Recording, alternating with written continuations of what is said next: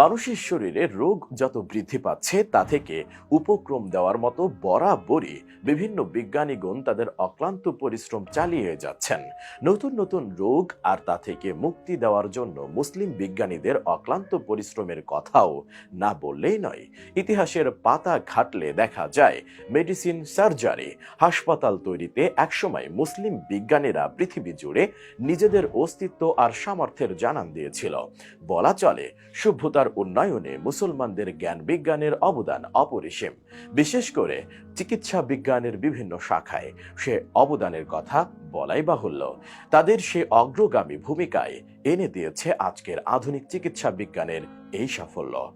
তেমনি প্রাচীন মানুষের ভাষ্য মতে পৃথিবীর প্রথম এবং প্রাচীনতম বিজ্ঞানী হলেন হযরত ইদ্রিস আলাইহিস সালাম।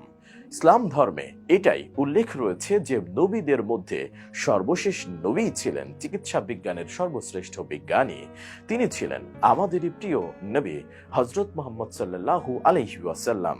তিনি বিভিন্ন যুদ্ধকালীন সময়ে মানুষের দ্বারে দ্বারে গিয়ে চিকিৎসা সেবা প্রদান করতেন। এমনকি যে রোগীদের কাছ থেকে মানুষ মুখ ফিরিয়ে নিত তিনি সেই রোগীদের কাছে যেতেও দ্বিধাবোধ করতেন না কখনো।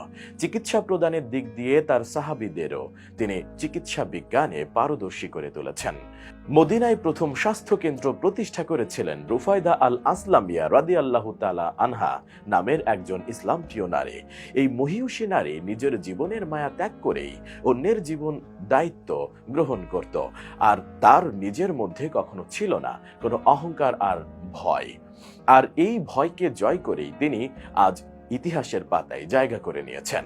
চিকিৎসা বিজ্ঞানে আরো উল্লেখযোগ্য কয়েকজন মুসলিম মনীষীদের মধ্যে রয়েছেন ইবনে সিনা, আল রাজি, ইবনে রুশদ, জাররাউরি, ইবনে নাফিস প্রমুখ, যারা চিকিৎসা বিজ্ঞানটাকে করেছে উন্নত থেকে উন্নততর। এদের মধ্যে ইবনে সিনার নাম সবচেয়ে বেশি প্রাধান্য পেয়েছে। তার পুরো নাম ছিল আবু আলী হুসাইন ইবনে আবদুল্লাহ আল হাসান ইবনে আলী ইবনে সিনা। তার জন্ম বুখারায় 980 খ্রিস্টাব্দে। তিনি কোরআনের হাফেজও ছিলেন। তিনি সর্বগুণে গুণান্বিত একজন ছিলেন। তিনি মাত্র 58 বছর বয়সে 1037 খ্রিস্টাব্দে পৃথিবীর মায়া ত্যাগ করেন। আর এই 58 বছর বয়সের মাঝে তিনি চিকিৎসা দিয়েছেন অগণিত রোগীদের। ইবনে সিনার পাশাপাশি আল রাজির ভূমিকাও চিকিৎসা বিজ্ঞানে অপরিসীম ছিল। আল রাজির পুরো নাম ছিল আবু বকর মুহাম্মদ ইবনে জাকারিয়া আল রাজি। তিনি ইরানের তেহরানে 865 খ্রিস্টাব্দে জন্মগ্রহণ করেন।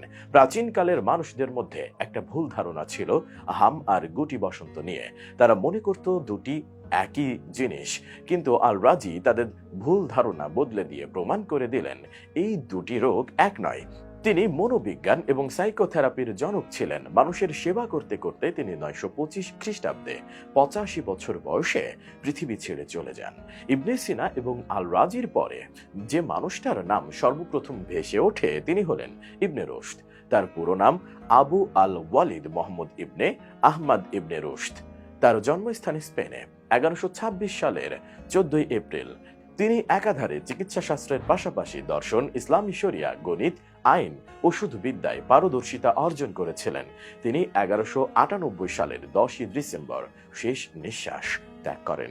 এত চিকিৎসা বিজ্ঞানের ভিড়ে আরো দুজন বিজ্ঞানীর নাম না বললেই নয়। তারা হলেন জাররাউরি এবং ইবনে নাফিস। ঐতিহাসিকদের মতে জাররাউরি সর্বপ্রথম ইউরোপে বৈজ্ঞানিক প্রথায় সার্জারির প্রচলন এবং এর বিশদ বিবরণ প্রচার করেন। এছাড়া ইবনে নাফিস মানব দেহে বায়ু ও রক্ত সঞ্চালনের ব্যবস্থা আবিষ্কারের জন্য ইতিহাস বিখ্যাত হয়েছিলেন।